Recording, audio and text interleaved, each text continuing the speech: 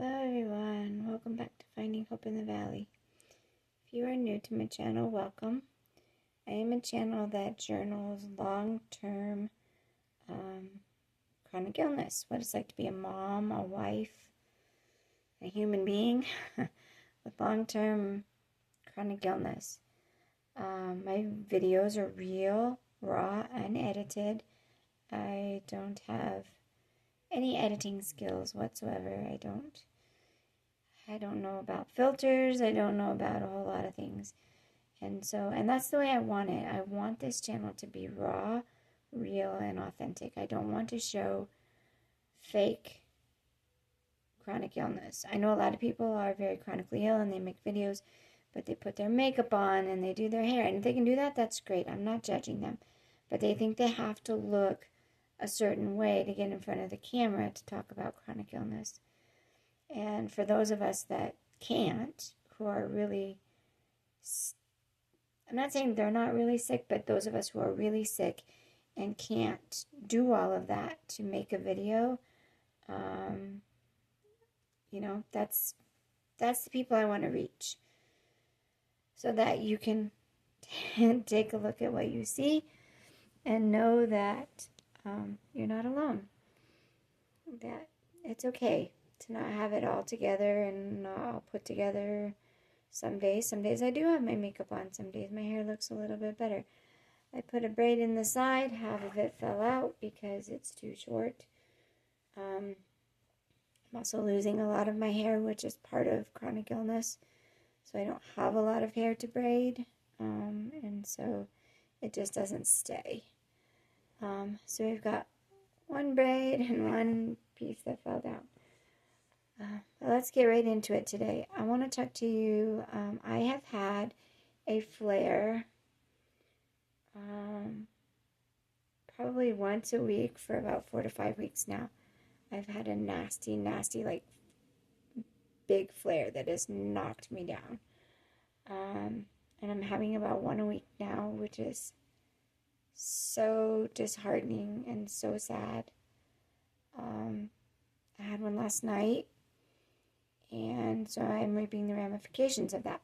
So let's talk about what symptoms happen in a flare for me. Okay, so I get extremely shaky, very, very shaky. I get really dizzy. I feel like I'm going to faint, fall, or pass out.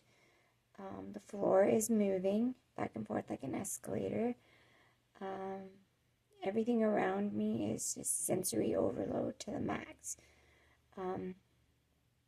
I can get nauseous. I can get bathroom issues where I have to go to the bathroom. Both peeing a lot. I can pee and pee and pee. 5 minutes later, do the same thing as if I haven't peed for hours. And then also I can get loose stools. I get very tired. I get very kind of out of it, disoriented. And so last night a flare came on and I felt it coming and it was bad. A panic. Insane fear and panic from nowhere. I mean, I had a decent day yesterday. I don't know what happened. And that's usually the case, is you can have yourself a decent day and bam, it's just here and you don't get a vote and you don't know why. And if you didn't know why, you'd never do it again because it's that scary. So I had one of those yesterday, and it was right around supper time. So then I was doing the rush, what can I feed my kids that's fast, and my husband, what can I feed them that's fast and good for them, and get them fed, get lunches made, cups made, backpacks ready. I had one that had to go on a field trip today, so he required extra stuff. And so I was running around like a chicken with my head cut off. And the floor was moving, and I was dizzy, and I was shaking, and just panicking, and not well. But I don't want my little ones. My older one, he knows a lot. because they think that he has what I have, and he's been on this journey longer than my two younger ones, so he knows when something is off. And so I can't really hide it from him. But my younger ones, I try really hard to not let it show when I'm having a flare, because I don't want them to be scared and to have to go through that. And so, sorry, I'm resting in bed today because it makes you very weak afterwards, very tired. And so I have a lot of recovery to do. But so I quickly, luckily it was close to dinner and bed. So I quickly got everything done, got the kids to bed. My kids go to bed 7:15. I know that shocks a lot of people, but we have to get up super early for school. And I believe that sleep is vital to health, and it's also vital to keeping away the morning grouchies. We have enough morning grouchies without no sleep playing a factor. So I got my kids into bed, and then I was able to lay in my bed and just like let my body explode into this nastiness of a flare. But I try so hard not to let my kids, if at all possible, I don't try to shield them from everything. They're not dumb. My little kids aren't dumb. They know mommy's sick. They know she doesn't hardly go anywhere.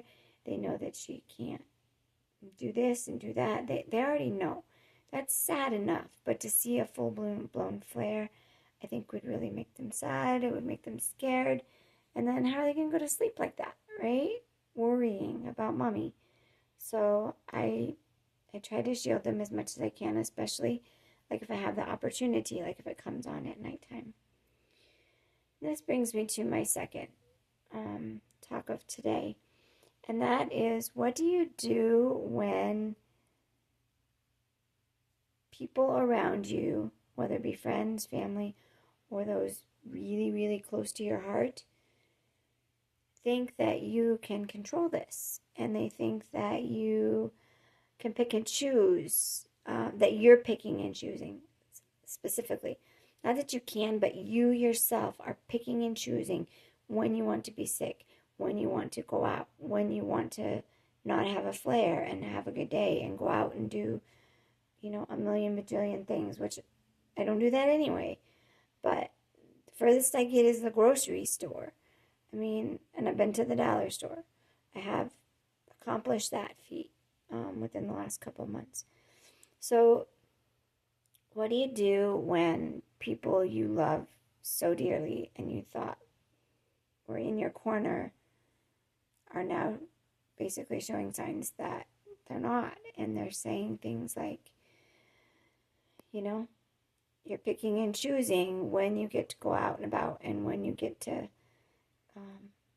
feel good. You know, basically that I am sick on the days that I want to be sick and normal on the days that I want to be normal, which is anything further from the truth. But what do you do with that pain? What do you do with that sadness when you find out that someone thinks that way? Pretty brutal. And I've been dealing with that this week.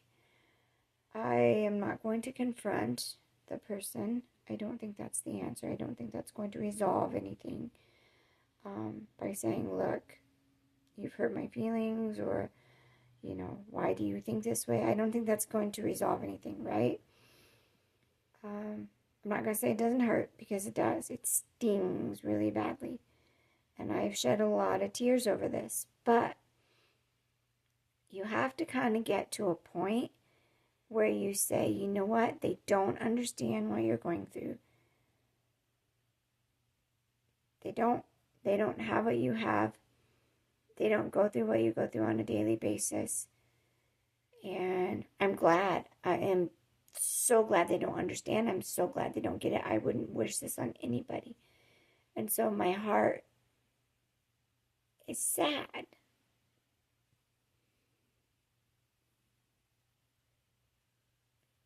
But at the same time, I'm grateful that they don't have any clue what this feels like or what I go through on a daily basis. Because I wouldn't wish it on anybody. What do you do with that? What do you do with those mixed emotions of, I'm so grateful you never have to go through this, but why can't you just be kind and compassionate and understanding and say, I'm sorry for what you go through? Why do you have to say the things that you say? Why do people have to be nasty? Why? Why do people have to be nasty? If you don't go through what we go through and you don't understand, that's fine. Move along. Don't be nasty. Seriously, don't be nasty. Don't try to say that, I'm doing this and I'm doing that. And you have zero clue what it's like to go through this. Until you do, don't make comments. And even if you do, the way that I go through, even if we have the same exact chronic illness, I probably go through it different than you. Do we both have nausea? Probably.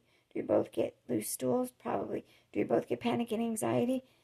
More than likely, yes, because that's a huge thing for what I go through.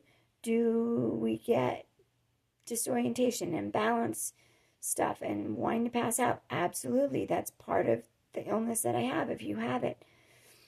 But it doesn't mean on some level we go through it the same, but on a whole nother level we don't. Some of us haven't gotten to the place where I've gotten to, where it's terrifying to feel what I feel, but I'm not great at it. I've learned to kind of center myself and say, it'll be done soon. Go through it, keep yourself safe, sit down, lay down, keep yourself, at a place where if you do pass out, at least you'll be in your bed or on the couch, or do what you need to do, get all your stuff done so that you can then just ride it out. It's not easy. I'm not going to say it's easy playing games on my phone and trying to distract myself and watching stuff. It's not easy. But flares like this I would full-blown freak out. I want to call 911. And I'm not saying that I still don't get that from time to time.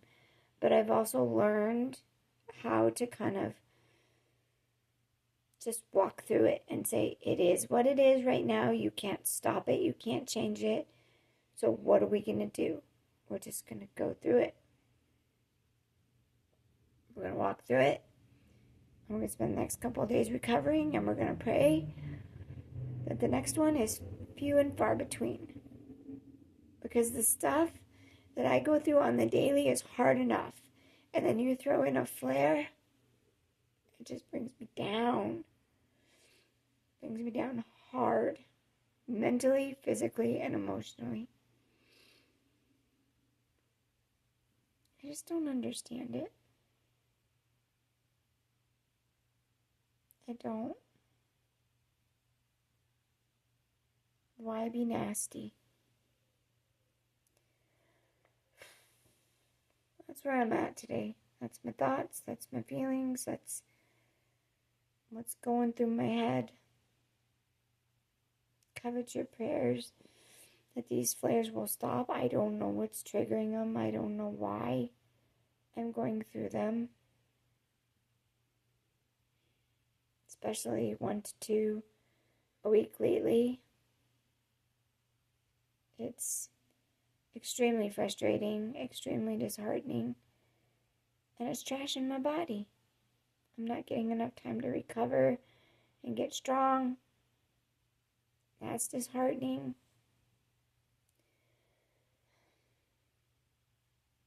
Pray for those who choose to be nasty. Because they don't know, and I'm glad they don't.